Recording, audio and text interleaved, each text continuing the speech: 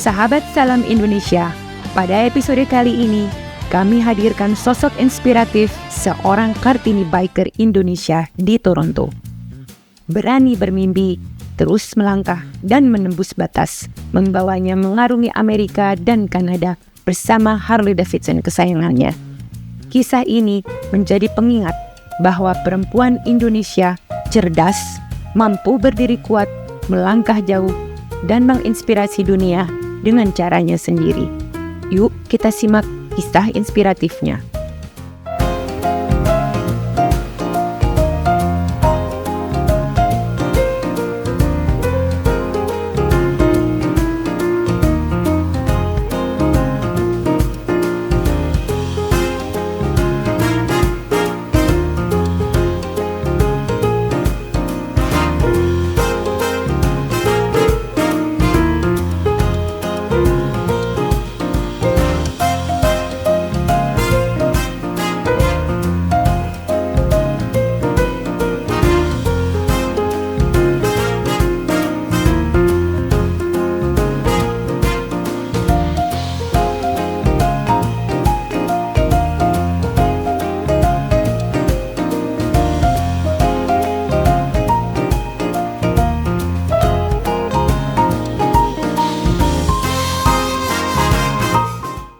Awal sejarahnya kok bisa kena virus motor, khususnya Harley Davidson. Cerita apa ya? Ya kalau masalah Harley Davidson, siapa sih yang nggak tahu Harley Davidson? Dari kecil juga Harley Davidson is a iconic kan. Jadi motor Harley Davidson. Dan dulu juga kita cuma ngeliatin gila motornya gede. Tapi suatu saat nggak tahu kenapa rezeki kali ya, saya dapat untuk kerja di Harley. Ya udah jadinya ya gimana ya, sebenarnya motor dan siapa sih yang nggak pengen nyobain naik Harley gitu loh. Cuman menarik juga sih, cuman kayaknya kepikiran waktu itu mau naik enggak ya, karena it's a big bike. Itu saya udah lihat like how in the world lu bisa naik motor ini kan berat.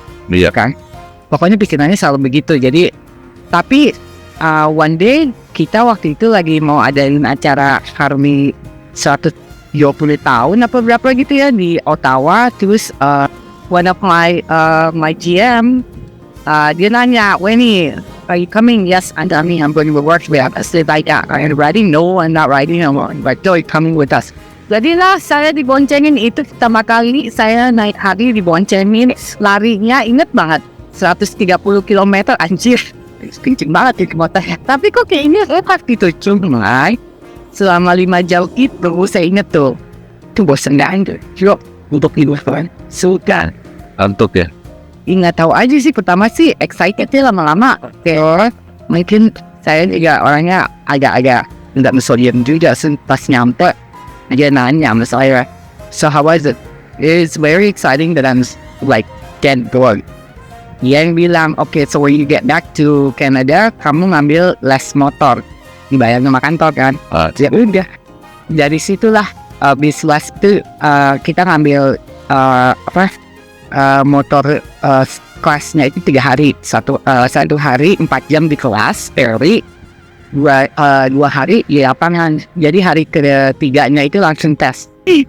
Di hari itu lucunya kita kan karena kita Harley headquarter kan semua motor baru masih tersebut. Kalau kita mau pakai motor kantor itu one of the perks, jadi memang perks kita. Cuman dia ada peraturannya. Jadi kalau misalnya kita baru mulai, kita boleh ngambil di bawah 1000 cc. Sportster. Itu awalnya kalau kita baru pertama kali naik sampai 1500 km. Jadi tiap hari kombinator kita lock-in berapa kilometer sampai 1500 km baru boleh naik dan softail. Softail nambah lagi 1000 km baru naik ke touring. Jadi emang begitu. Dari lucunya lagi, bukan lucu sih, itu peraturannya kita boleh ngambil motor itu kalau kita bisa ngeluarin motor itu dari parkiran sendiri. Beneran. Terus and then sebelum jalan itu ada peraturannya apa aja sih yang harus dilihatin gitu. Ada checkpointnya apa sebelum dan right. Jadi ya kebiasaan. Terus udah gitu harus harus full gear. Makanya saya juga kebiasaan kan tadi pagi saya juga bilang kan ada kalem, tapi saya nggak biasa nggak pakai full face gitu karena dari pertama kali saya belajar naik Harley itu udah kebiasaan aja semuanya ini gitu ceritanya. Ya udah abis itu senang terus orang tiap hari boleh bawa motor pulang, lama-lama ya jatuh cinta ya. Paling jauh kemarin yang tahun kemarin ke Sturgis. Berapa hari pulang pergi? I think it's about 5 days nyampe ke Sturgis. Setiap hari itu kita nge-ride sekitar 600 miles, 400 to 600 miles a day. Kita nyampe, tidur, paginya lagi udah berangkat lagi. Terus nyampe ke Denver, naruh motor, terus motornya kita kirim balik karena kita kan di sini kerja juga ya, gitu ya, abis dikit. Betul. Tapi it was so fun. Tiap hari kita jalan jam on the bikes at 8, 9 sampai hotel jam 6, jam 7. Tapi enaknya lagi kalau di luar negeri kan kalau like musim panas kan gelapnya itu Sekarang niat ya. Jadi gelapnya kan tadi jam 9. So it was fun. I feel safe riding ya grup ini. bagi sebangsa setanah air. Ya itu bercandanya juga lucu kan, jadi nggak capek gitu pakai bahasa Inggris. Beda kalau nge-ride sama bule-bule ya.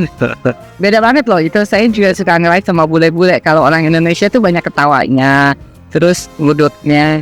Belum lagi ibu-ibu bonceng ngetesnya bawa makanannya tuh nggak bercanda loh, makanannya lontong, lapis legit, terus seneng. Coba jalan sama bule.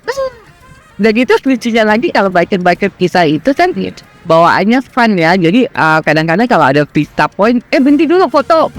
Banyak foto-fotonya, coba jalan 5 bulan. Waktu itu jalan 5 bulan, we're going to the lake. Oke, udah jalan nih.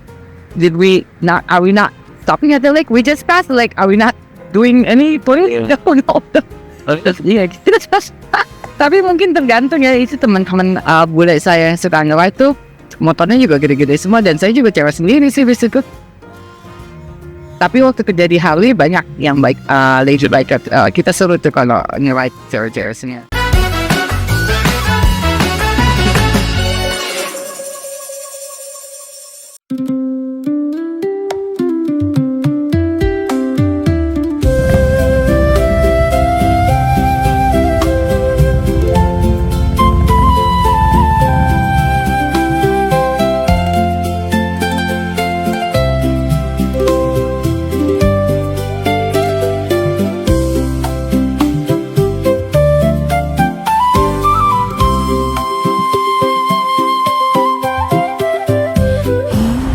Kalau dibilang dominasi cowok naik motor itu mungkin karena banyak aja cowok-cowok yang kelihatan naik motor. Tapi sebenarnya sih kalau udah naik motor banyak juga sih cewek yang naik motor, kita aja nggak tahu. Challenge saya itu sebagai cewek, gimana juga kita kan cewek pasti physically kita lebih lemah sedikit lah ya, lebih lemah dari cowok. Jadi untuk menghandle motor-motor Harley itu memang Harley berat. Kalau bilang berat tuh sekitar 350 kilo lah itu motor. Sekarang kita pikir, aduh berat ya, emang lu gak keberatan kan? Ya berat sih, kalau berat sih berat, tapi kan kita juga tahu tekniknya ya untuk gimana cara nge-ride, gimana cara nge-handle motornya dari parkir terus kita mau jalan, itu ada teknik-tekniknya. Kalau kita tahu sih nggak masalah. Cuman menurut saya sih kembali lagi itu motor emang berat. Jadi kalau misalnya parkir bisa, tapi harus lebih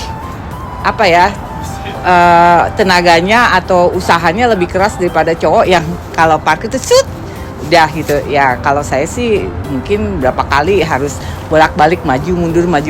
Nah kalau itu solusinya buat saya beli motor. Bukan cari motor yang paling berat atau yang mau sama dengan cowok-cowok lain, tapi yang cocok buat diri saya sendiri. Jadi saya sekarang naik Softail itu agak di bawah Road Glide yang biasanya itu cowok-cowok pada pakai Road Glide ya. Kalau yang HDCI itu untuk saya sih cocok-cocok aja itu. Kalau jalan sendiri juga saya tahu saya bisa parkir, saya bisa keluar, dan jalannya juga enak. Jadi you choose the motorcycle based on what you need, bukan what you want to be seperti yang lain. Itu aja sih challenge-nya saya. Terus yang kedua mungkin challenge yang lain juga, kalau lagi touring-touring jauh itu, kita sebagai cewek satu-satunya, ya lo juga harus pintar-pintar milih lah mau bawa apa sih. Ini kan lagi cuaca seperti apa sih, karena lo pasti nggak bisa lah share apalah misalnya. Kita kan cewek ya, namanya cewek, perawatan juga masih penting. Gue sih masih mentingin kayak misalnya kalau jalan sama cewek, ada yang bawa sun lotion nggak sih, atau ini coba lu tanya sama cowok-cowok, belum tentu juga bawa. Jadi lu pikirin aja deh apa yang lu perlu, yang lu nggak mungkin minjem sama mas bro yang lain. Itu challenge-nya. Terus udah gitu kita juga harus mikir itu motor cuman muatannya sedikit. Kalau cewek kan kadang-kadang kalau kita mau traveling, gue mau ini mau itu, enggak deh, udah salam aja deh, yang apa aja deh, yang penting itu aja. Itu challenge-nya sih kalau menurut gue. Kita kan kalau jalan itu satu grup itu selalu ada yang namanya komandannya, atau yang dimanapun lah itu namanya sports, namanya kita hiking, atau saya juga suka potraging, itu selalu ada satu orang yang megang. Itu yang kita dengerin. Jangan semua orang ngomong kita jadi bingung semua. Kita harus menetapkan, okay, you're the road captain, kita ngikutin apa kata lo. Kalau lu bilang kita jalan, lu salah ya udah, lu nanggung salah kita gitu. Ya kesel sih kadang-kadang, tapi ya mau gimana juga gitu.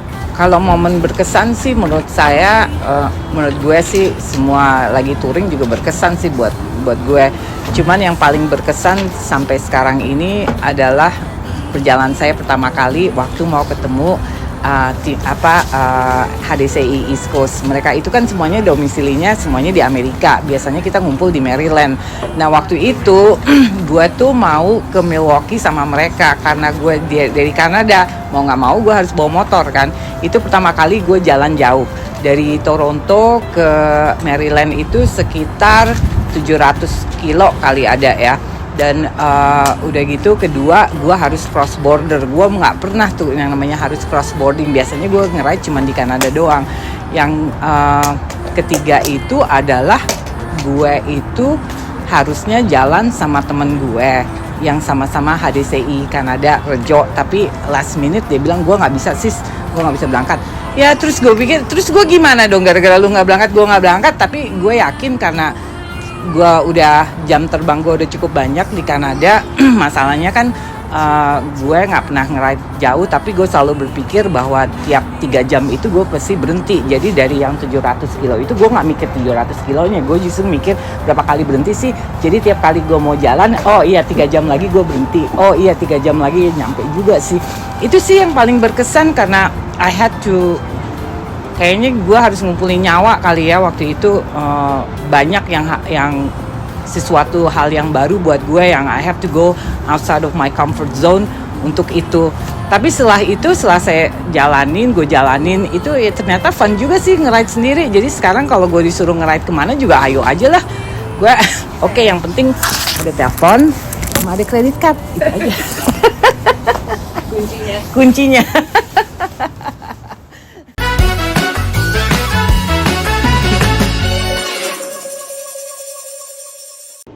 Salah satu kutipan R.A. Kartini yang paling berkesan bagi saya adalah beliau mengatakan bahwa banyak hal yang bisa menjatuhkanmu, tapi satu-satunya yang benar-benar bisa menjatuhkanmu adalah dirimu sendiri.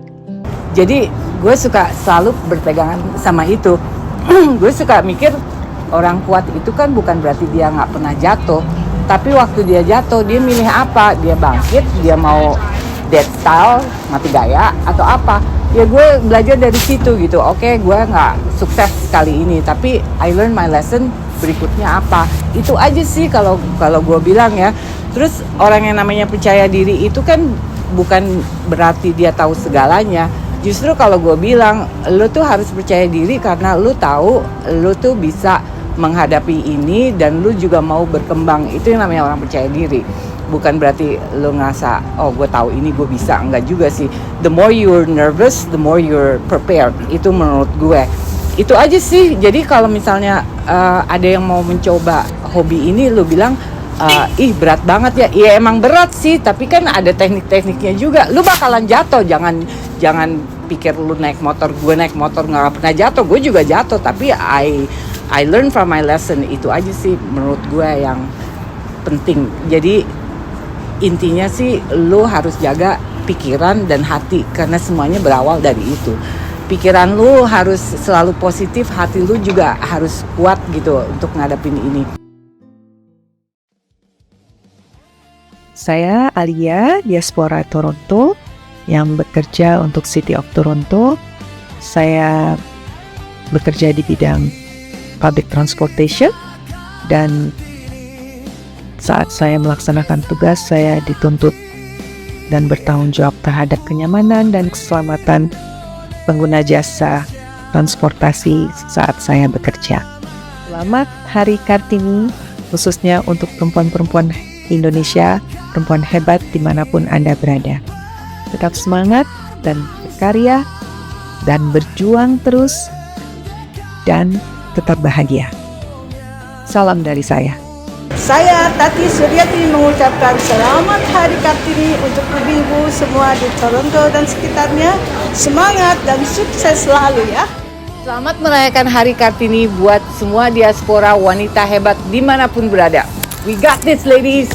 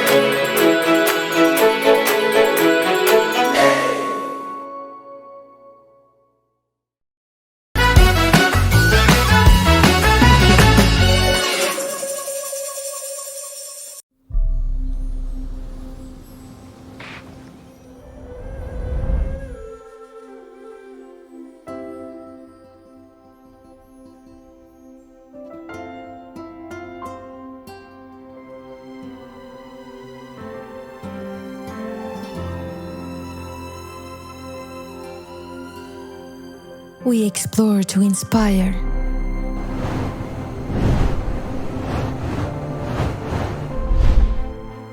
convey dynamic movements, to craft a beautiful symphony.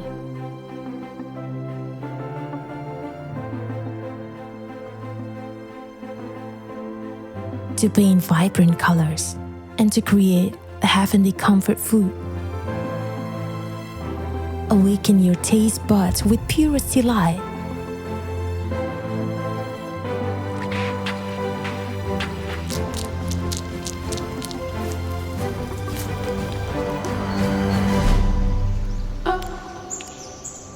Get ready to activate your 5 senses.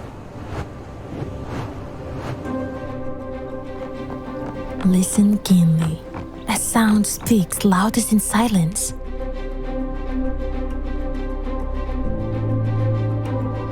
Trust your eyes. Discover your color palette. Immerse in the beauty of dance and feel the touch.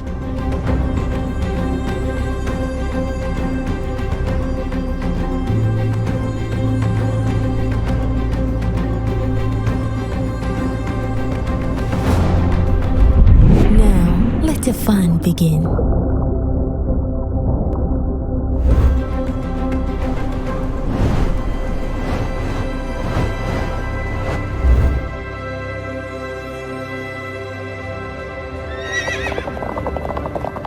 Let the nature be your stage.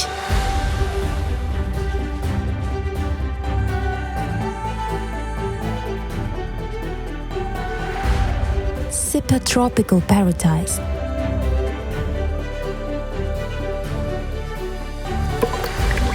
Turn the simplest instrument into the greatest sounds.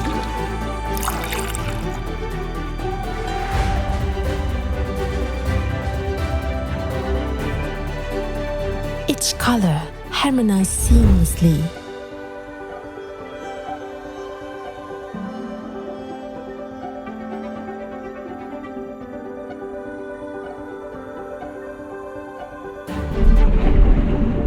Every taste is an homage to the past. Its tone weaves a symphony.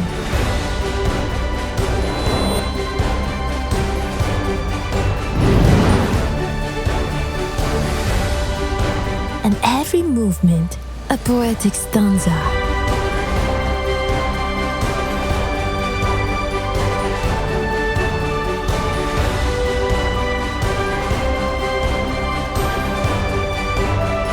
Now, inhale deeply, as every odyssey finds solace in tranquil rests.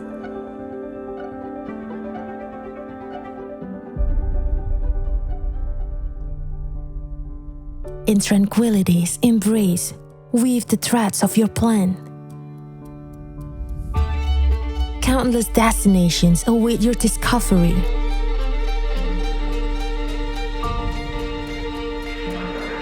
Within your choosing, the world is yours to embrace entirely.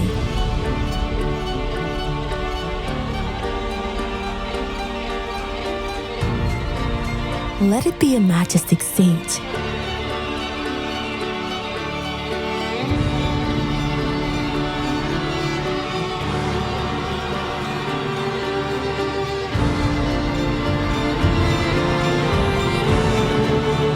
Heavenly Music Studio, a historical kitchen,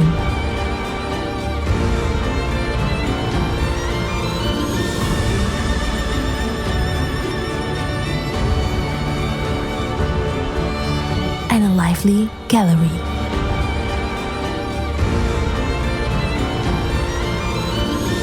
Let's explore to inspire.